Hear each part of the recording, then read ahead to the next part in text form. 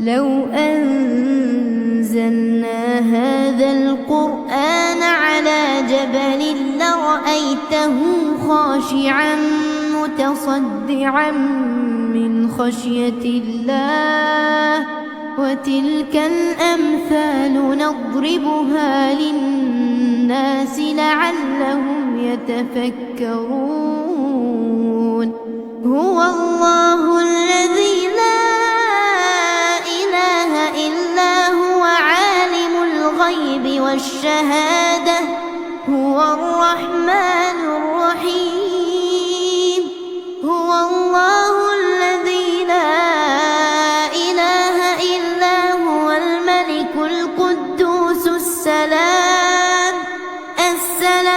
المؤمن المهيمن العزيز الجبار المتكبر سبحان الله عما يشركون.